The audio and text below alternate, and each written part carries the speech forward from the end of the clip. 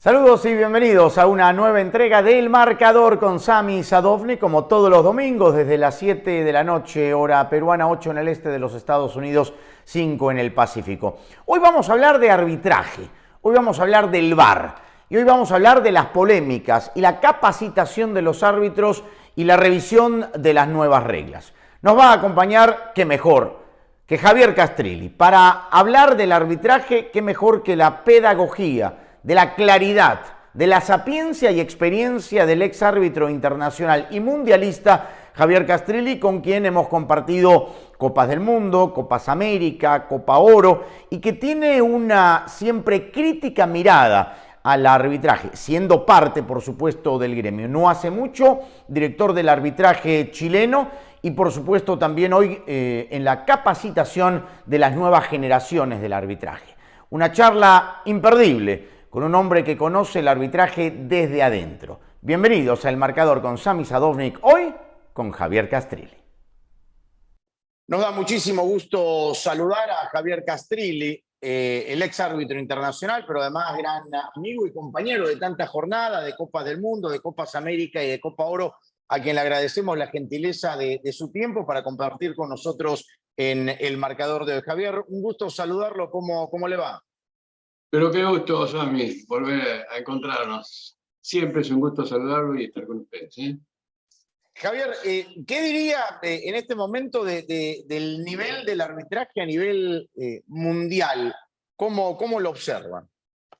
Yo creo que hay una palabra que lo resumiría por completo, que es preocupante. Preocupante porque obviamente estamos hablando de un nivel muy deficitario, donde encontramos errores garrafales.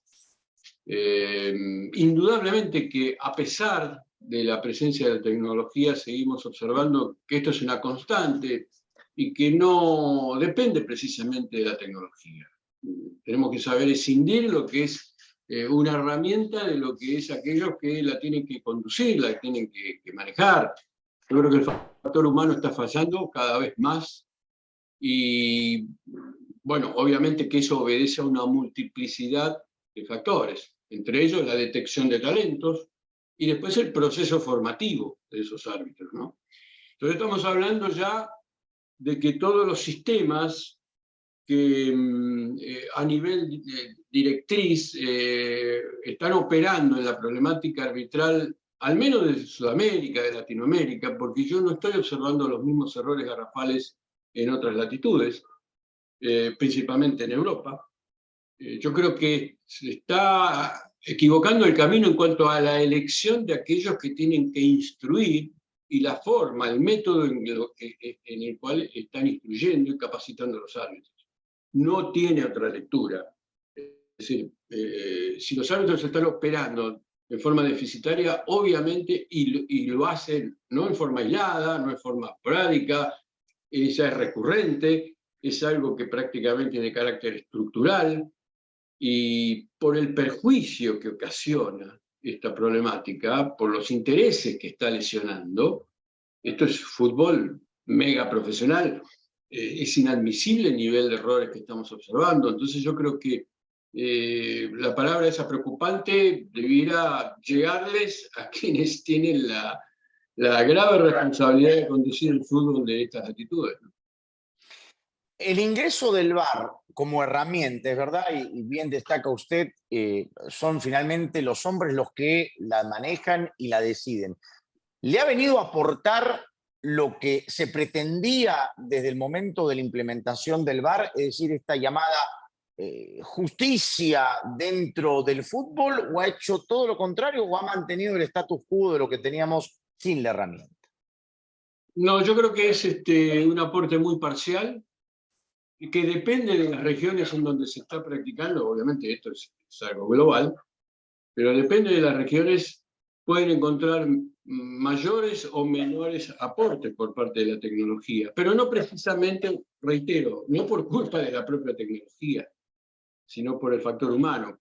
Y obviamente que la tendencia mayoritaria es echarle la culpa a la tecnología, pero estamos observando de que sin tecnología, sin ir más lejos, días atrás en la Copa Chile no operó el VAR y el árbitro no dio un gol que ingresó al arco de manera brutal. Digamos, el arquero la sacó un metro adentro del arco, ¿no? Y tampoco el árbitro asistente en el partido Colo-Colo y Unión La Calera, y el árbitro asistente tampoco observó esa situación. Entonces estamos hablando de que esa preocupación tendría que embargarlos a aquellos que tienen que responder, a quienes conducen, ¿no? Los dirigentes tienen que dar respuesta a esto, y está en manos de ellos, porque evidentemente por parte de quienes conducen a los árbitros ya vemos los resultados.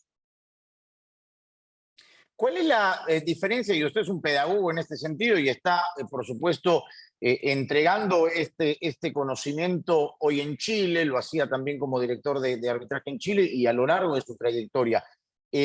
¿Cuál es la preparación que necesita el árbitro o los árbitros en el VAR, en la herramienta? ¿Es una preparación especial? ¿Es una preparación de un tiempo determinado? ¿No se puede hacer de la noche a la mañana? ¿Cómo es este manejo? Se lo pregunto porque en el Perú ha comenzado en este segundo torneo del segundo semestre del año, se ha implementado el VAR con todo lo que la tecnología requiere. Hay algunos estadios que tienen apenas 3 cámaras, otros que tienen 5, otros los de la capital que tienen 6, pero digo, a nivel del profesional, del árbitro, ¿cuál es la preparación que requiere para integrarse al VAR?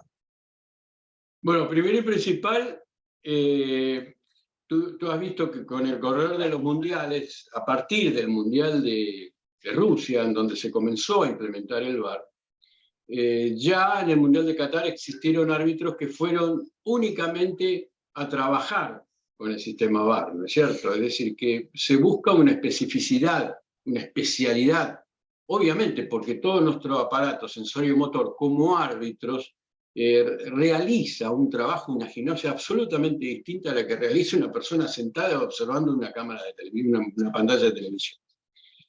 Pero en la realidad, en la práctica, en estas latitudes no está ocurriendo lo mismo. Es decir, que los mismos árbitros que son centrales, que son asistentes, después desempeñan esa función y se van rotando, ¿no es cierto? Eso es uno de los principales errores que se está cometiendo a nivel operativo. Digo, esa especialidad que se busca la FIFA en los torneos debe llevarse a nivel doméstico para ir ajustando las cosas y que esos árbitros no desempeñen más la función de central o asistente. Las resistencias que existe para que esto ocurra, evidentemente, está en los propios árbitros que no quieren, es decir, quieren absolutamente todo, quedarse con todo, seguir dirigiendo y aparte estar en el VAR. Entonces, eso es una resistencia que estamos observando no solamente acá en Chile, sino también en Argentina y en otros lugares. Cada vez más hay árbitros que dejan esa función, pero por el momento es absolutamente insuficiente. Dejan la función central y se convierten en árbitros VAR exclusivamente. Son contados con los dedos de la mano. Pero bueno, más allá de esto, que en sí ya genera una dificultad, observamos que aquellos que tienen serias dificultades para la lectura de las faltas, como árbitros centrales, obviamente lejos habrán de estar de tener una lectura distinta cuando lo observan por una pantalla de televisión.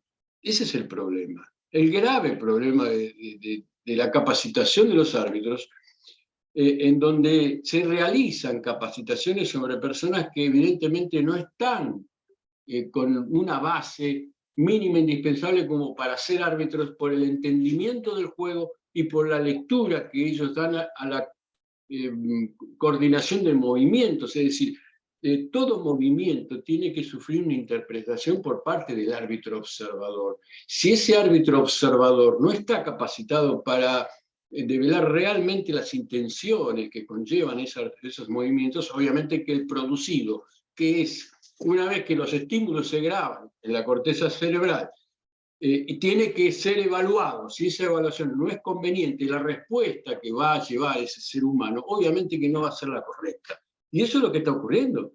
Estamos viendo patadas descalificadoras que los árbitros lo van manejando, porque aparte existe el factor subjetivo y las presiones del entorno para que ese árbitro obviamente trate de sacar el partido de la mejor manera posible y no que se ajuste a la regla de juego y darle a cada uno lo que le corresponde. Entonces hay un conjunto, una multiplicidad de factores que ayudan para que ese arbitraje no sea un garante de la seguridad jurídica que tiene que ser para darle a cada uno lo que le corresponde.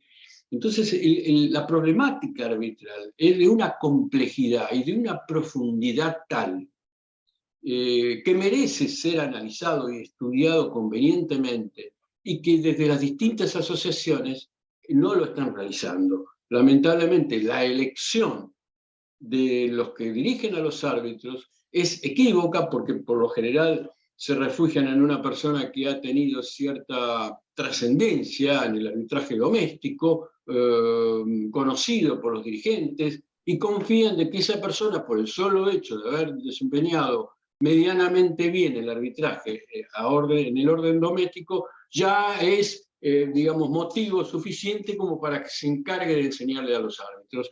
Y estamos encontrando también muchos de ellos que ni siquiera tienen la capacidad para verbalizar, para exteriorizar y para hacer un marco conceptual de sus vivencias y de sus experiencias, conjugarlo con los conocimientos y trasladarlo a aquellos que lo suceden en el camino del arbitraje.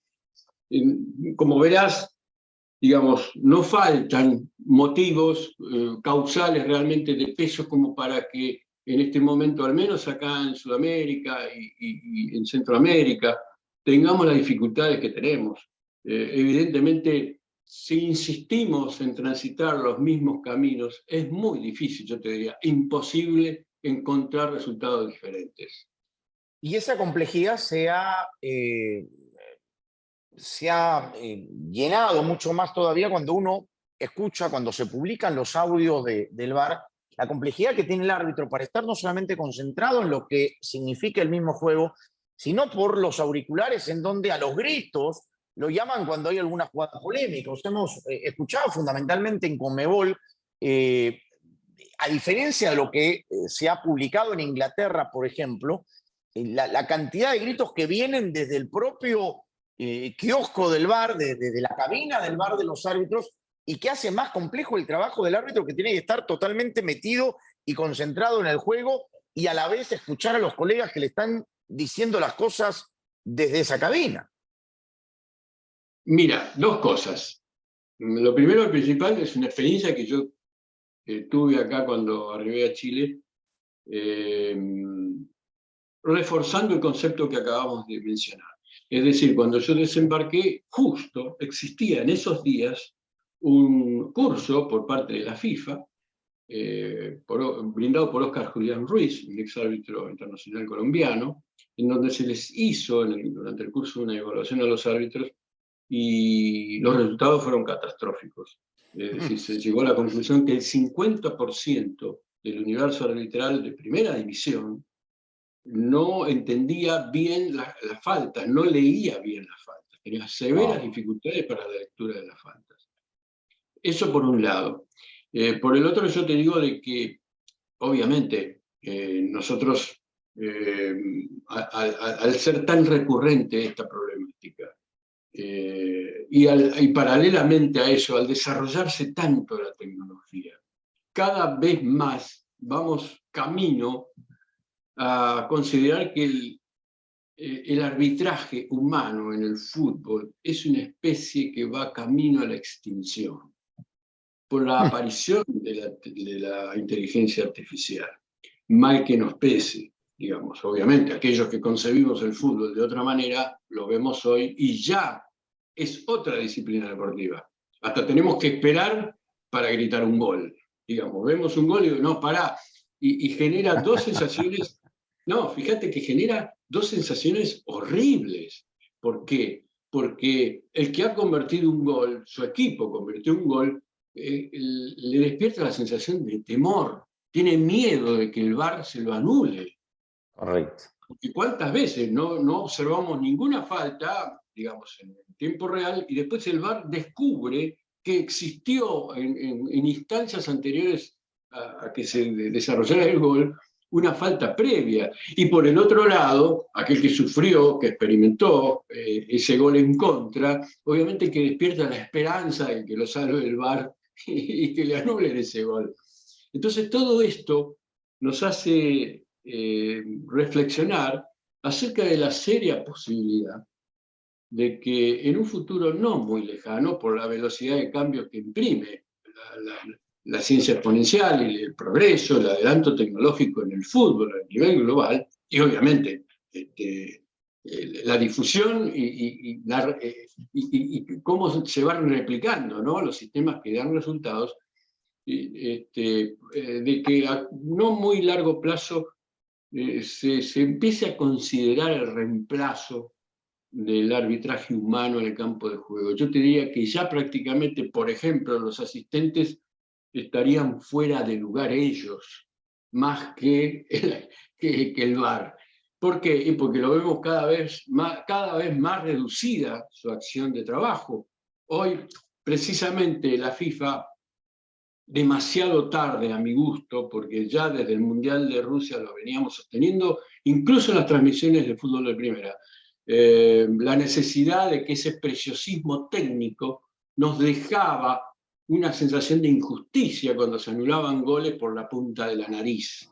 Entonces decíamos, no, tiene que ser cambiada la regla del fuera de juego. Bueno, recién ahora hay una iniciativa de prueba, ¿no? A eso quería apuntar, Javier, sobre las observaciones y las pruebas que se van a hacer con respecto a la regla 11. Habíamos visto, hablando de inteligencia artificial en el Mundial, estos vectores que se trazan del fuera de lugar de uña, del fuera de lugar de agujeta, del fuera de lugar de la punta del botín.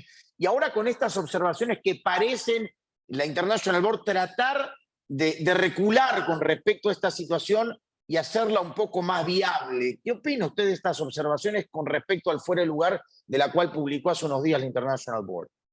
No solamente están absolutamente justificadas, sino que aparte son totalmente extemporáneas. Debieron haber sido, esas transformaciones se debieron haber producido mucho antes. Lamentablemente, el International Board todavía sigue colocando el carro delante del caballo, ¿no es cierto? Es decir, siempre va detrás de los acontecimientos y uno se pregunta cuántas injusticias se hubieran evitado si se hubiera modificado esa reglamentación. Actualmente seguimos con la vieja y de lo que estamos hablando, esto de que hay una modificación, recién va a estar en estado de prueba en países como Suecia, como Italia y como los Países Bajos. Es muy incipiente eso. Espero que el año que viene ya directamente sea incorporado en el plexo normativo del fútbol. Pero no obstante eso, te quería decir también, porque obviamente en distintas asociaciones recién se comienza a implementar el sistema del VAR, con mucho esfuerzo, con mucho sacrificio, pero te quería decir que desde que apareció el VAR, nosotros tenemos la idea, la concepción de que ese sistema es perfecto, que la tecnología puede abarcar todo, y no es así. Los sistemas son muy rudimentarios, y que entendamos y expliquémosle a la gente que lo que se utilizó en la Copa Mundial de Qatar 22, esa enorme cantidad de cámaras que captaban y que hacía que el sistema fuera semiautomático, porque tampoco era automático, está lejos de ser implementado en nuestras latitudes, en donde no solamente hay una, dos o tres cámaras, nada más, sino que aparte el operador va marcando la línea de la posición supuestamente irregular de los jugadores con un mouse. Es decir, lo va corriendo con el pulso humano. ¿Te imaginas que una cuestión de un milímetro más, un milímetro menos, te cambia absolutamente la visión de lo que estamos hablando, ¿no es cierto? Todos sabemos que en el momento que él golpea el pie con la pelota, es ese preciso momento en donde se tiene que evaluar. Y si yo esa línea la tiro con un mouse antes o después que tome contacto 10 centímetros antes o 10 centímetros, que lo oculta la propia morfología de la pelota, puede ocultar el pie, entonces no sabes precisamente si es antes o después. Yo estoy privándole a un club, a un equipo, de convertir un gol, o al revés, se lo estoy dando en una posición irregular. Es decir, que ya de por sí las decisiones, digamos, están supeditadas a esa irregularidad, por llamarlo de alguna manera, esa deficiencia que encontramos en el sistema. Esos sistemas no son perfectos, lamentablemente son muy pocas las empresas que ofrecen sus servicios, todos sabemos de los intereses y todos sabemos de las cuestiones que giran en derredor de una decisión en donde se manejan millones de dólares, ¿no es cierto? Hay intereses económicos muy fuertes y las grandes compañías de televisión muchas veces, por la relación que tienen con las dirigencias del fútbol, pueden llegar a tener mayor o menor peso a la hora de sentirse beneficiadas con el otorgamiento de ese trabajo. Entonces, obviamente que todo eso también representa un estorbo, una dificultad para encontrar los mejores oferentes que brinden un servicio realmente pleno a menor costo de lo que está ocurriendo. Yo creo que la tecnología, con el adelanto del tiempo, siempre va disminuyendo los costos y duplicando su capacidad de trabajo, ¿no es cierto? Eso está demostrado por la ley de Moore. Entonces, eso nos hace pensar y también dudar y sospechar de que en la actualidad debieran existir empresas que pudieran llegar a brindarnos a través de este sistema un mejor servicio de lo que lo están haciendo algunas de las que en este momento están operando. Principalmente acá en América del Sur, en donde son dos empresas las que están trabajando y la verdad que las dos trabajan con las mismas dificultades y límites de los que estamos mencionando y los resultados realmente no son buenos. Muchas de esas veces le echamos la culpa a los árbitros, porque acá se ha dado con Mediapro, de echarle la culpa a los árbitros, el partido estar 7, 8 minutos suspendido y todo el mundo insultando a los árbitros por su incapacidad, y después vos te enterás que se le había cortado el sistema del VAR a los árbitros.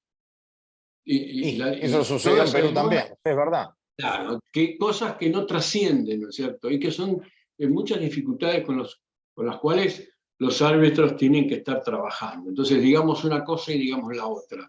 Hay árbitros que son incapaces, que no merecen estar en primera división, otro tanto merecieran un proceso de capacitación mejor, pero también encontramos estas dificultades técnicas a la hora, no ya de la tecnología, servicio técnico, sino de aquellos que tienen que brindar un servicio y no responden a lo que los contratos establecen, ¿cierto? Javier, hablando de pruebas, ¿le gustó esta prueba que se hizo en el Mundial de Clubes de la FIFA y en el Mundial Sub-20 de Argentina, esto de que el árbitro explica al estadio y a la transmisión de televisión a viva voz cuál es la decisión que ha tomado a través del VAR?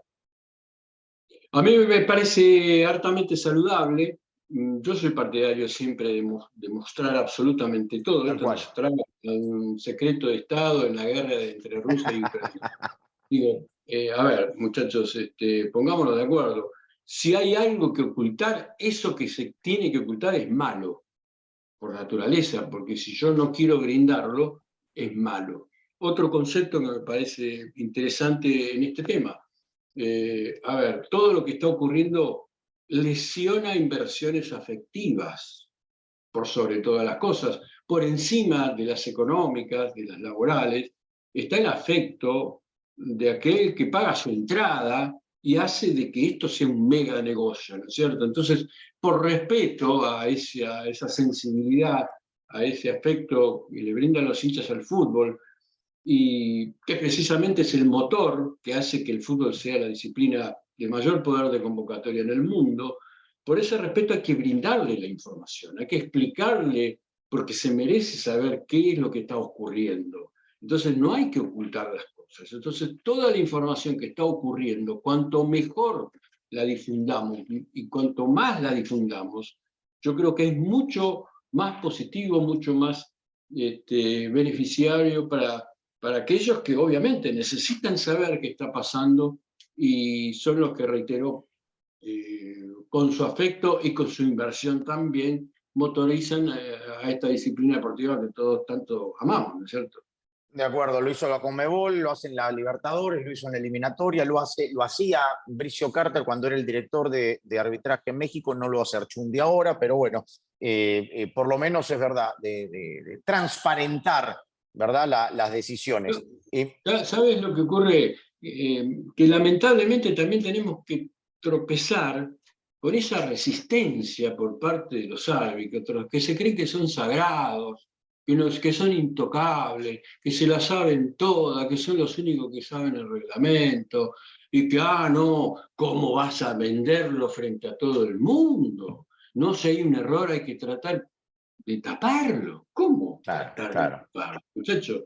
Es decir, yo creo que la visión de aquellos que conducen a los árbitros no tienen que actuar con una estructura lógica de un sindicalista. Digo, a ver, los sindicatos que corren por un canal paralelo, que defiendan los intereses de los árbitros, pero el que tiene que conducir a los árbitros tiene que trabajar en procura del beneficio del fútbol, no en beneficio de los árbitros. Él está gerenciando un cuerpo arbitral para beneficio del juego, no para defender a los árbitros y tapar sus macanas. Entonces, si un árbitro cometió un error en un partido, esto es alta competencia, no es el nivel bajo ni medio de un sistema educativo. No podés decir, no, tenés que aprender, yo te voy a proteger. No, muchachos, esto es alta competencia. De la misma manera que dirigen los mejores partidos, en los mejores estadios, los mejores jugadores, y viajan por el mundo, también el nivel de exigencia tiene que ser directamente proporcional con el nivel de competencia que ellos dirigen. No pueden cometer los errores que cometen. Y hay errores que merecen directamente la baja del árbitro, porque está denotando y connotando que no está capacitado para dirigir fútbol de alta competencia. Es así de sencillo. Y de la misma manera que operan los técnicos en sus divisiones inferiores para detectar los talentos y ver la proyección que ese chico o chica tenga en el fútbol de alta competencia, si no tienen proyección, esos jugadores, esos juveniles, no llegan ni siquiera a la instancia previa a primera división, ¿no es cierto? Quedan en el camino y le dicen, buscate club. Esto es así, esto funciona así porque es fútbol profesional, ¿me entendés? Es decir, no se hace beneficencia, porque aparte de ser fútbol profesional, obviamente es un negocio. Entonces no podés después sufrir las consecuencias de primera división. Si vos ponés en primera división un arquero que no está capacitado para la primera división, te llenan de goles. ¿Quién salta? El técnico. Bueno, cuando llegan los árbitros que no están capacitados para dirigir primera división y cometen los desastres que cometen, ¿quién salta? No renuncia a nadie. Claro, ¿Entendés? claro. Todos miran para otro lado y dicen, se equivocó. ¿Viste? Pero el daño ya está hecho. Los jugadores no son expulsados cuando debieran serlo. Los equipos, obviamente, por las deficiencias de los árbitros, obtienen ventajas deportivas que no debieran darse, no debieran brindarse, y alteran el desarrollo de los juegos, y termina ganando aquel que no cumplió con las reglas. ¿Por culpa de qué? Por la omisión, por error u omisión de quien representa la justicia deportiva. Dos preguntas finales, Javier. La primera que tiene que ver también con esta revisión del International Board. Esta ley o este reglamento o esta ley que han querido etiquetar como la anti-Dibu por el tema de Emiliano Martínez, el tema del penal. Yo decía, bueno, hagamos el ejemplo del arquero Redmayne, el arquero del repechaje de Perú con Australia, que ingresa para atajar los penales y que empieza a hacer maromas en el arco. Esta situación de la revisión que hace el International Board a estas alturas del partido de este menester en particular. A mí me causa mucha gracia. Tal cual. Me causa mucha gracia.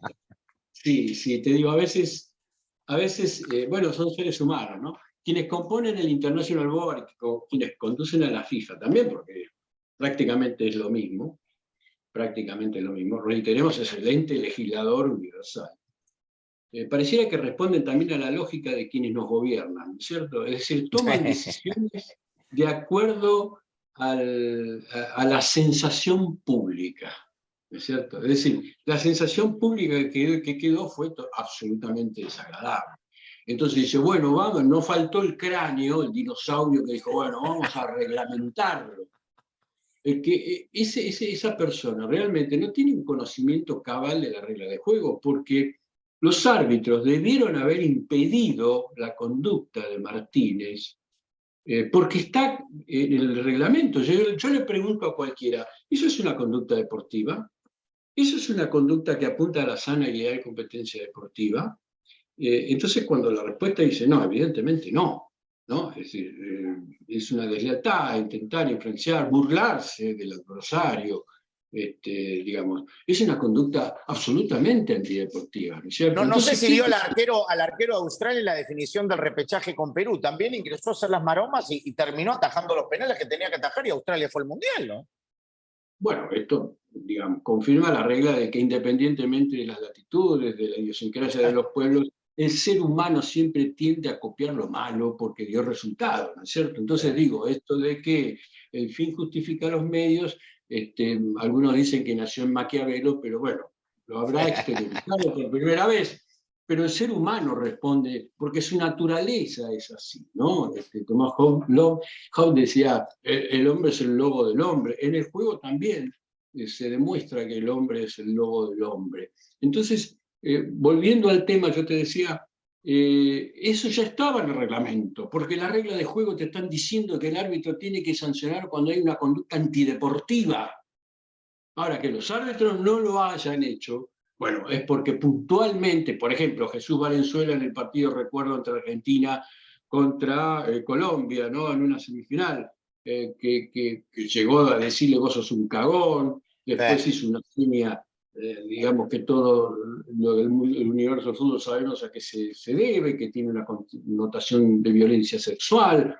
Es decir, todo eso, los árbitros miran para otro lado o directamente les pasan los acontecimientos por arriba y no se dan cuenta de lo que está ocurriendo.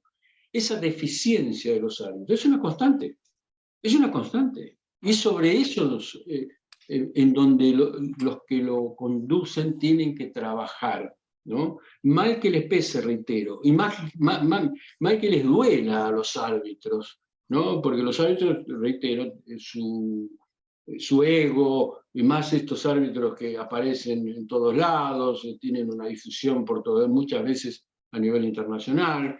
Bueno, se creen que son los inventores del agujero del mate. Entonces, hay que conducir a esas personas y hay que indicarles cuál es el camino que deben recorrer independientemente de sus resistencias. Y la última, Javier, hoy los y las jóvenes quieren dedicarse al arbitraje. Digamos, usted nota que hay una afición y una cercanía a los jóvenes que quieren, digamos, abrazar esta carrera, o lo ve cada vez en menor grado. Bueno, por eso yo insisto siempre de que el arbitraje es una actividad que debiera ser abordada por las ciencias, ¿no es cierto? Porque tiene un material riquísimo, principalmente para esas ciencias sociales que se encargan del estudio de las conductas individuales y colectivas, ¿no es cierto? Pero también de la neurociencia. Pero yo te digo que con la aparición de este supuesto profesionalismo que viene pregonando desde los años 90 el fútbol. Recordemos que Joseph Blatter fue uno de sus principales impulsores de lograr el profesionalismo en los árbitros. Obviamente que como todas las cosas en el mundo tienen sus pros y tienen sus contras. Los árbitros ineludiblemente tienen que concentrar su atención si es que realmente pretenden mejorar. Y eso muchas veces el árbitro que no es profesional no lo puede hacer porque tiene que prestar atención cómo ganarse la vida fuera del arbitraje, que es lógico y comprensible. En nuestra época todos teníamos un trabajo y de ser necesario todos,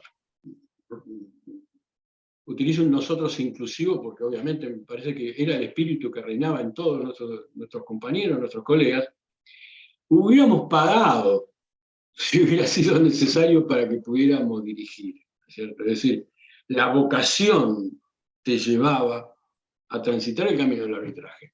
El advenimiento del profesionalismo trajo como externalidad negativa que muchos chicos y chicas se acercaran al arbitraje por lo que gana un árbitro internacional. No solamente eso, que ya de por sí, digamos, está viciado, ¿no? Desde el origen, ¿no? La intención de acercarse al arbitraje por eso, que es natural, es comprensible, porque eso ocurre principalmente en el arbitraje amateur, ¿no es cierto? Como una especie de anexo a su trabajo, los fines de semana o los días de semana que donde hay partidos, los árbitros refuerzan ese ingreso que le proporciona el trabajo con su actividad como árbitro. Algunos viven de eso, pero bueno, porque obviamente en nuestras latitudes la tasa de desempleo es enorme, entonces hasta llegan a vivir, a sobrevivir con eso, ¿no? Son mendigos a sueldo. Pero digo, el efecto negativo hace de que se extienda, se prolongue en el tiempo, y el árbitro que llega a primera división o que está por tener, para mantenerse, lo toma como un trabajo porque viven de eso. Al tomarlo como un trabajo, inconscientemente están pensando, si yo no hago las cosas como se me indica o como se me sugiere, yo pierdo mi trabajo. Y si yo me tiro inconscientemente, ¿por qué? Porque obviamente todos, digamos, del otro lado, desde la tribuna, desde la grada, de la galería, van a decir, este tipo lo hace a propósito, siempre el equipo de mayor poder de convocatoria es beneficiado, y que Patatín es el más grande, que Brasil, que la Argentina en el plano internacional, y que Patatín... pero la realidad es que ese sujeto, con serias influencias, con una presión descomunal, puede llegar a terminar viendo cosas que no existen o no viendo las cosas que existen por el poder precisamente de la sugestión. Y porque previamente a eso tiene la concepción inconsciente de que una decisión en contra de los intereses de gran poder y de gran peso institucional dentro del fútbol puede llegar a generarle la pérdida de la actividad. Y eso le hace perder la libertad. Y lo peor que podemos observar en un árbitro es cuando eso ocurra. Cuando pierde la libertad, que la tenemos todos acá adentro, por más que nos sometan, porque esto es condición natural del hombre, es decir, a diario vemos regímenes totalitarios que someten a las poblaciones y le privan, tienen restricciones individuales y colectivas de las poblaciones, ¿no es cierto? A través de la censura, pero siempre el hombre va a conservar su libertad en su mente, ¿no?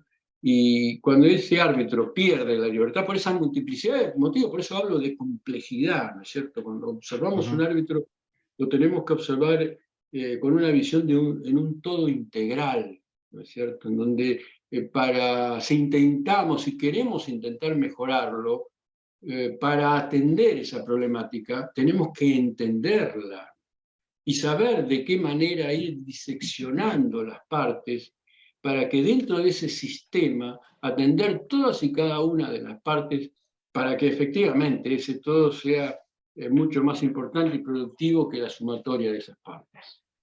Javier, ha sido un gusto como siempre, es una masterclass hablar con usted, lo extrañamos mucho en esta Copa Oro, la verdad nos hubiéramos divertido y hubiese hecho probablemente mala sangre e hígado por las actuaciones de algunos de los árbitros, pero es un gusto siempre compartir con usted transmisión y esta charla tan didáctica y pedagógica cada vez que le consultamos del arbitraje. Un gran abrazo, muchos éxitos en estos cursos que está dando en Chile y como siempre un gran abrazo a la distancia.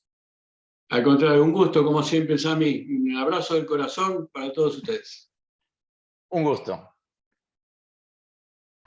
Muy bien, hasta aquí una nueva entrega del Marcador con Sami Sadovnik. Espero que hayan disfrutado de la charla con Javier Castrilli, una masterclass siempre muy didáctica para hablar de las reglas del juego del VAR y las polémicas arbitrales. No se olvide de suscribirse por aquí a nuestro canal de YouTube, Sadovnik 1965, y acompañarnos todos los domingos, como cada semana a las 7 de la noche hora peruana, 8 en el este, 5 pacífico de los Estados Unidos, con el Marcador junto a Sami Sadovnik. Los esperamos el próximo fin de semana con un nuevo invitado para seguir hablando de lo que tanto nos gusta, el fútbol. Buena semana para todos.